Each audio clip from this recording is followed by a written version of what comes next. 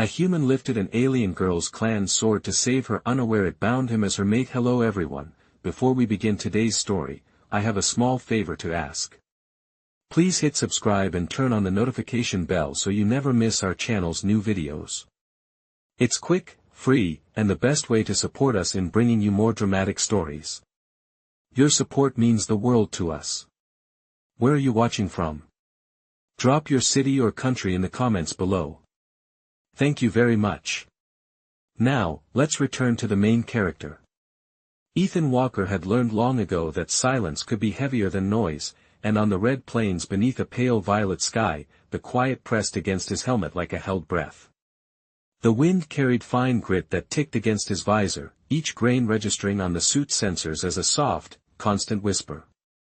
He checked the readout on his wrist, oxygen steady, temperature hovering just below freezing in Fahrenheit, nothing he couldn't handle for a few more hours.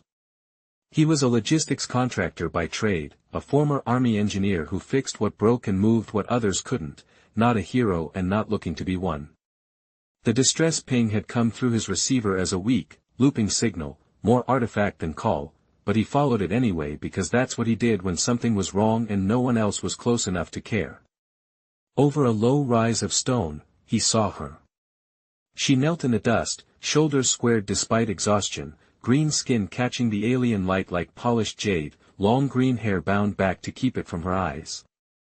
Those eyes were impossible to miss, a vivid, radiant violet that seemed to hold the sky inside them, steady and unafraid even as figures closed in around her at a careful distance. At her side, embedded upright in the ground, was a blade unlike anything Ethan had seen, tall as his chest, dark metal etched with faint lines that pulsed once and then went still, as if listening. No one touched it. No one even stood too close. The air around it felt different, like the moment before a storm breaks, and Ethan felt it through the suit, a prickle along his arms. He didn't understand the language that carried across the plain, clipped syllables edged with formality, but he understood posture and intent, the way a circle tightens when a decision has already been made. Ethan raised his empty hands, palms out, and took a step forward, boots crunching softly. The figures turned, attention snapping to him, surprise rippling through the ring. The girl's gaze found his, and for the first time something flickered there, not fear, but warning, sharp and urgent. He slowed, heart rate ticking up as his training whispered cautions he ignored, because the math was simple in his head, someone was in trouble, and he was here. He gestured to the blade, then to her, then shook his head, hoping tone would bridge what words could not. The response was a stillness so complete it felt rehearsed.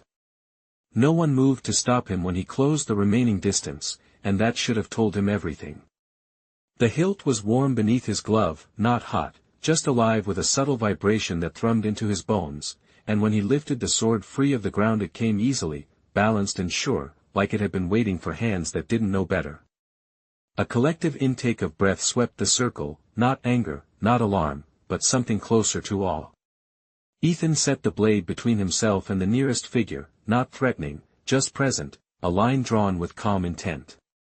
He felt the girl at his shoulder now, felt the way the wind shifted as if the world itself had adjusted to a new fact. Her violet eyes searched his face, and the warning was gone, replaced by a stunned, fragile hope he didn't recognize until it was already there. Ethan didn't look back at the blade again. He kept his voice low, steady, the way he'd spoken to frightened crews in collapsed tunnels, promising nothing he couldn't give. He didn't know what he'd lifted, or why the air seemed to hum in answer, or why the circle had loosened without a word. He only knew that for a moment the quiet had changed, and in that change, someone could breathe. The moment stretched longer than it should have, like time itself was waiting to see what Ethan would do next, and when nothing terrible happened the world seemed to exhale. The circle loosened without a signal, the figures stepping back in careful unison, eyes never leaving the blade in Ethan's hands. He lowered it slowly, turning the hilt outward in a gesture that felt instinctively right, an offering rather than a threat. The metal hummed again, softer this time, a low resonance that faded as he planted the tip gently into the ground between them. He released his grip and stepped away, palms open, heart still pounding from adrenaline he had not earned. The girl rose to her feet with controlled effort, favoring one side, and only then did Ethan notice the fine dust clinging to her knees and forearms, the shallow scrape along her elbow that she brushed away without comment. She studied him openly now, those violet eyes luminous and searching, as if she were trying to read a language he did not know he was speaking. When she finally spoke, the sound was fluid and musical, and his translator hesitated before finding purchase, the delay stretching the silence again. "Thank you," it rendered at last, but the weight behind the word was heavier than gratitude, layered with something solemn and binding. Ethan nodded, unsure what response would not make things worse, and gestured back toward the distant ridge where his crawler waited, a dull gray shape against the red stone. He pointed to himself and said his name clearly, Ethan Walker, tapping his chest the way he always did with new crews. She mirrored the motion, a hand to her own sternum, and spoke a name that resonated even before the translator caught up, Veolira. Around them, the others watched with expressions that were not hostile but strained, as if a rule had been bent without breaking, and everyone felt the tension in their bones. A tall figure stepped forward then, posture rigid, armor marked with symbols that matched the faint etchings on the blade. His gaze moved from Ethan to Veolira and back again, measuring, calculating. The air grew still once more, the wind dying as if cut off. Ethan resisted the urge to reach for the sword again, keeping his hands visible, his stance relaxed, every part of him projecting that he meant no harm and expected none in return. The tall one spoke, and this time the translator worked cleanly, his voice calm and precise, asking why an offworlder had intervened in a matter of clan law. Ethan answered simply, because someone was about to be hurt and he could not walk away from that. There was a murmur at that, a ripple of reaction he could not parse, and Veolira's shoulders squared as if his words had given her something solid to stand on. The tall one inclined his head by a fraction, acknowledgement without approval, and signaled for the circle to part fully. A path opened, not toward judgment, but toward shelter, low stone structures built into the rise, their entrances glowing faintly with internal light. Veolira gestured for Ethan to follow, her movements deliberate, her expression composed but tight around the eyes. As they walked side by side, close enough that he could feel the warmth of her presence through his suit, Ethan became aware of a subtle sensation he could not place, a gentle pull like a compass needle finding north. He ignored it, focusing instead on the practical details, the distance to cover, the oxygen left in his tank, the simple relief that no one was screaming. Behind them, the blade remained where he had left it, upright and silent, but Ethan had the unsettling feeling that it was no longer done with him, that something had shifted the moment he chose to act, and the echo of that choice was still unfolding. The door opened with a measured resonance, and the tall armored leader entered without ceremony, followed by two attendants who remained at a respectful distance, their presence more witness than guard. The leader introduced himself as Corthane, his voice even and precise, and Ethan noted the way Veolira inclined her head, not in submission but in acknowledgement of shared responsibility. Corthane's gaze lingered on Ethan, assessing the scuffs on his boots, the patched seams of his suit, the unremarkable details of a man who carried no symbols of rank here. He asked questions slowly, not to trap but to understand, about the signal Ethan followed, the moment he decided to step forward, the reason he lifted the blade instead of retreating. Ethan answered with the same plain honesty he had always used when explaining a repair that went wrong or a plan that might fail, describing the situation as he saw it and the choice he made because doing nothing felt worse. There was no flourish in his words, no attempt to dress them up, and the quiet that followed felt less like judgment and more like recalibration. Corthane turned then to Veolira, and she spoke. Of standing alone in a circle of law, of tradition that protected but also isolated, of the unexpected relief when someone from beyond those rules chose to stand beside her without knowing the cost. The bioluminescent light shifted subtly as she spoke, deepening to a warmer hue, and Ethan felt that strange pull again, faint but persistent, like a shared rhythm he could not yet name. Corthane listened without interruption, then nodded once, a decision settling into place. He said that while the clan would convene to consider what had occurred, there were immediate matters to address, including Ethan's condition and Veolira's recovery, and that until clarity was reached, they would remain under the protection of the inner halls. At a gesture, One attendant brought a small device that scanned Ethan's suit and vitals, its display translating measurements into units he recognized: oxygen reserves, hydration levels, core temperature, all acceptable but trending low. Veilira noticed his dry swallow and moved to a storage niche, returning with a compact ration and a flask of water that tasted faintly metallic but refreshing.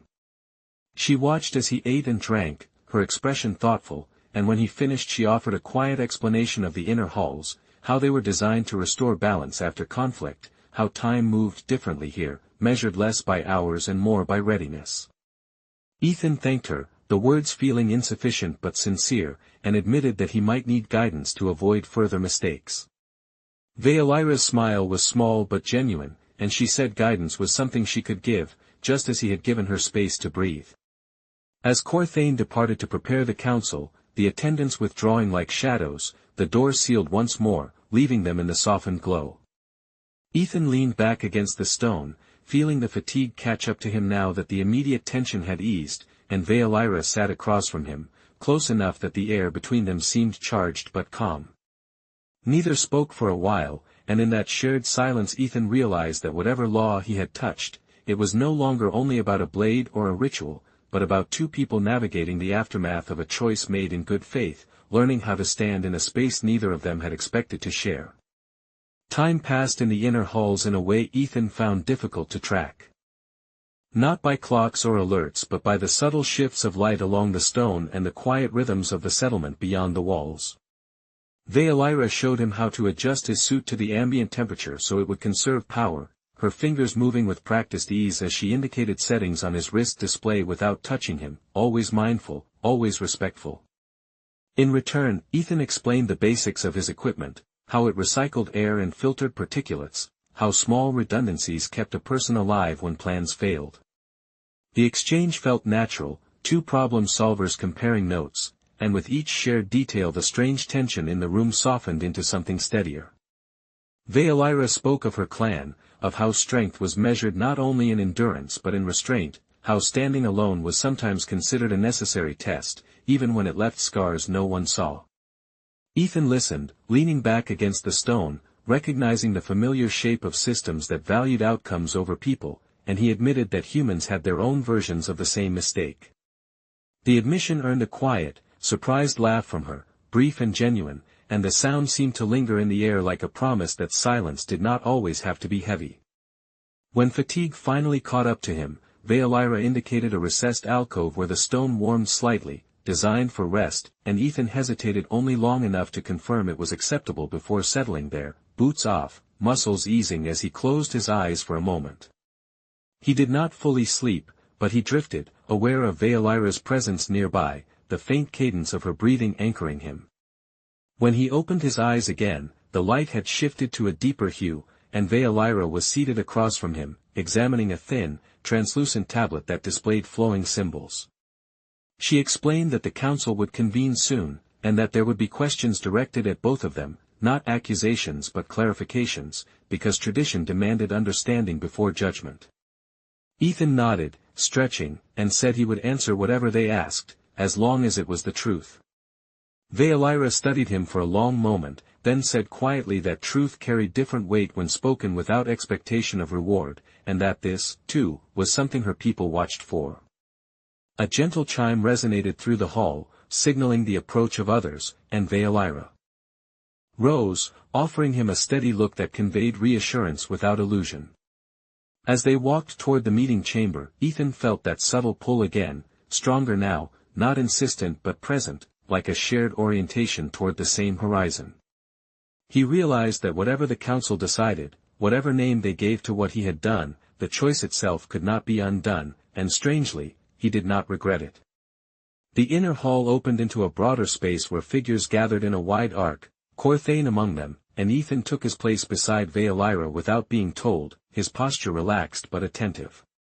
In that moment, surrounded by unfamiliar customs and quiet scrutiny, he understood that the hardest part was not facing judgment, but accepting that a simple act, done without calculation, had woven his path into another life, and that moving forward would require the same clarity that had guided him here, one honest step at a time. The council chamber held a quiet gravity that Ethan felt immediately, not oppressive but attentive, like a room designed to listen. The figures arranged in a broad arc did not loom, they waited. Corthane stood at the center, hands folded, eyes steady, and when he spoke it was to set boundaries rather than issue demands, explaining that the questions would seek clarity of intent and consequence, not punishment. Ethan appreciated that framing more than he expected, because it matched how he approached every problem worth solving. The first question came softly, asking Ethan to describe the moment he chose to step forward, not what he saw but what he felt. Ethan answered without embellishment, describing the tightening in his chest, the way the wind seemed louder when no one moved, the certainty that walking away would follow him longer than any reprimand. A murmur passed through the arc, not disapproval, more like recognition. Another voice asked whether he would have acted differently had he known the blade's meaning. Ethan paused, considering the truth with care, then said that knowledge might have changed how carefully he moved, but not whether he moved at all. He added that if a rule required someone to be left alone in danger, then perhaps the rule needed to meet the world where it lived. The chamber grew still, and Veilira's presence beside him felt steady, a shared breath. When she spoke, it was to acknowledge the cost of tradition, how it shaped identity and safety, and how it could also become a shield people hid behind to avoid change. She did not accuse, she invited reflection. Corthane inclined his head again, a gesture Ethan was learning meant that something important had been said. The council conferred briefly in low tones, the light along the walls shifting as if responding to the cadence of their voices. Ethan found himself focused on small details to stay grounded, the faint warmth of the stone beneath his boots, the steady readout of his vitals, the absence of fear he had expected to feel. When the council addressed Veilira directly, asking whether she accepted the implications of the act performed on her behalf, she answered without hesitation that she accepted the act because it had preserved choice, not because it bound her to a future she did not choose. The distinction landed with a subtle force, and Ethan realized that this was the heart of it, the difference between obligation and consent framed not as opposition but as alignment. Corthane announced that the council would recognize the act as one of protection carried out in ignorance of ritual, and that recognition carried responsibility on both sides to seek understanding before outcome. It was not a verdict so much as a path, and Ethan felt the unfamiliar relief of a problem acknowledged even if not solved. As the gathering dispersed, the arc opening into smaller conversations, Veilira turned to Ethan and said quietly that this was as close as her people came to saying that something new was possible. Ethan nodded, absorbing the weight of that possibility, and replied that new did not have to mean reckless if it was built carefully. Together they stepped back into the inner halls, the bioluminescent glow welcoming and calm, and Ethan understood that the tension he had felt since lifting the blade had not vanished but transformed, no longer a question of what he had done, but of how he would continue to choose, knowing now that intention echoed, and that echo could shape a future neither of them had planned. The days that followed carried a careful tension, not hostile but expectant, as if the settlement itself were leaning forward to see what would happen next. Ethan spent that time helping where he could, repairing a stalled power conduit near the inner halls using a mix of his tools and locally provided components, translating principles rather than instructions, and finding that cooperation bridged more gaps than shared language ever could. Veilira accompanied him often, offering context he lacked and learning in turn how he approached problems, methodical and patient, unwilling to force a solution that would crack under pressure later. It was during one of these quiet tasks that the complication surfaced, not as an accusation but as a realization voiced by Corthane, who approached with the measured gravity Ethan now recognized as concern. The clan blade had responded again, not with light or sound, but with alignment, a subtle resonance detected by their instruments that suggested the ritual had not concluded but paused, awaiting affirmation or release. The implication was clear even to Ethan: unresolved bonds created instability, and instability in a culture built on balance was not taken lightly. Corthane explained that tradition offered a resolution that would settle the matter cleanly, one that required Ethan to publicly renounce the act and symbolically distance himself from the blade, allowing Veilira to reaffirm her standing alone. The cost would be social friction, not punishment, but the path forward would be simple and contained. Ethan listened, weighing the proposal, and felt the familiar pressure of a deadline he did not control. He asked what Vaelira wanted, not as a deferral of responsibility but because the outcome touched her life more than his. Vaelira did not answer immediately. She looked toward the distant ridge where the wind traced patterns across red stone, then back at Ethan, and said that simplicity was not always the same as right. She explained that public renunciation would quiet the resonance, but it would also rewrite the meaning of the act, recasting protection as error, and she was no longer willing to accept that framing. The room held its breath again, and Ethan felt the weight shift squarely onto him. He could choose the easy resolution, step back into his familiar role as an outsider who fixed a problem and moved on, or he could accept the uncertainty of a bond defined not by ritual completion but by continued choice. Ethan thought of the many times he had been told to take the safe route, to avoid entanglements that complicated contracts and schedules, and how often those warnings had cost him something he could not replace. He met Corthane's gaze and said that he would not renounce protecting someone simply to make the outcome tidy, but he would also not claim a future that was not freely chosen. If there was a path that honored both, he would walk it, even if it took longer. Corthane considered this, the lines at the corners of his eyes deepening, then nodded once, slowly.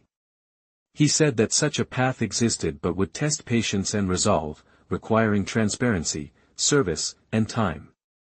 Vaelira's shoulders eased at that, and she thanked Ethan quietly, not for agreeing with her, but for standing where he stood without asking her to shrink to make room. As the wind shifted and the settlement resumed its gentle hum, Ethan understood that this was the hinge point, the moment where doing the right thing became harder precisely because it mattered, and that the risk he accepted was not danger, but commitment to seeing a choice through even when the ending remained unwritten. The resolution Corthane described unfolded not as a single event but as a sequence of shared obligations, and Ethan found that this suited him better than ceremony ever could. He assisted with projects that benefited the wider settlement, reinforcing systems that balanced energy flow and adapting human redundancies to alien infrastructure without imposing them, listening first, adjusting second. Vaelira worked beside him, translating not just language but intent, explaining why certain solutions needed to remain visible so trust could form, and Ethan adjusted again, learning that transparency was a kind of strength here. As days passed, the subtle resonance he had felt since lifting the blade stabilized into a steady presence, neither pulling nor pushing, simply acknowledging alignment when it occurred. The clan blade was brought out again under observation, placed at the center of a wide, open space where anyone could witness what happened next. No one asked Ethan to touch it. Instead, Corthane invited him to speak, not in defense but in definition, to state what the act had meant to him then and what it meant now. Ethan took a breath and said that the act had meant protecting a person because she mattered, and that it meant the same thing still, without ownership or claim. He added that if bonds existed, they should exist to support choice, not replace it. Vaelira followed, her voice clear and calm, saying that she accepted the protection offered then and accepted the partnership of effort now, and that any future would be chosen together or not at all. The blade responded not with spectacle but with stillness, the etched lines dimming to a neutral glow, the instruments registering a settling Ethan felt in his chest, like a knot loosening without fanfare. Corthane declared the resonance resolved through mutual definition, a rare outcome but a valid one, and the assembled figures inclined their heads, acknowledging a precedent set carefully, with consent. Afterward, as the space cleared and the settlement returned to its rhythms, Ethan and Vaelira stood side by side, the horizon wide before them. Ethan admitted quietly that he would need to leave eventually, contracts and responsibilities waiting beyond the ridge, and Vaelira replied that staying or going were both choices that could be made without fear now. The simplicity of that statement surprised him more than any ritual had. They walked together back toward the inner halls, talking about practicalities, timelines, and the work left unfinished, and Ethan realized that the future no longer felt like a consequence he had to accept, but a series of decisions he could approach with the same clarity that had guided him from the start. The wind traced familiar patterns across the red stone, the bioluminescent light warmed as evening settled, and in that quiet convergence of worlds, Ethan understood that humanity was not proven by strength or knowledge, but by the willingness to define bonds openly, honor them patiently, and leave space for another person to stand fully beside you without being diminished. The morning Ethan prepared to leave arrived without ceremony, the light over the red plains pale and steady, the wind gentler than it had been on the day he first crested the ridge. His crawler stood ready, systems green across the board, contracts waiting beyond the horizon, but the familiar pull of departure felt different now, less like escape and more like a transition honestly acknowledged. Veilira met him at the edge of the inner halls, her posture relaxed, her violet eyes clear, and together they walked a short distance in companionable silence, the settlement behind them humming softly with the start of another cycle. Ethan checked his remaining supplies out of habit, then stopped himself, smiling faintly at the realization that some habits did not need to lead the moment. Veilira spoke first, saying that the council had recorded the resolution not as an exception but as a clarification, a reminder that tradition lived best when it could listen, and that this record would matter long after he was gone. Ethan accepted that with quiet gratitude, aware that influence did not always announce itself loudly.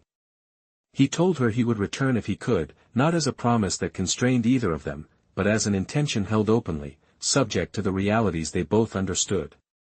Veilira nodded, appreciating the distinction, and said that the horizon would remain wide whether he returned or not, because it had expanded the day someone chose to act without asking permission to care. They stood together then, watching the wind trace familiar patterns across stone, and Ethan felt the absence of the earlier resonance not as loss but as integration, a settled understanding that did not need to tug to be present. When it was time, he extended his hand, unsure of the appropriate gesture, and Veilira mirrored it, their palms meeting briefly, firmly, a simple human exchange that required no translation. As Ethan climbed into the crawler and powered up, he caught one last glimpse of her standing there, green hair lifting slightly in the breeze, violet eyes reflecting the sky, not as a figure bound by ritual, but as a person choosing her stance. The crawler moved forward, the settlement receding, and Ethan set a course that would take him back to familiar work, familiar problems, but with a recalibrated compass. He understood now that humanity was not something he carried as a badge or a claim, but something he practiced in moments that offered no guarantee of reward. Far behind him, the inner halls glowed softly, and Veilira turned back toward her people with a steadiness that came from having been seen and respected without condition. The distance between them grew, measured in miles and minutes, yet the space felt shared, shaped by a choice that had not demanded recognition to be real. In a universe defined by power and precedent, two lives had intersected and separated again without coercion, leaving behind a quieter, stronger truth, that dignity multiplied when it was given freely, and that sometimes the most enduring bonds were the ones that allowed each person to walk their own path, knowing they had once stood together and chosen well.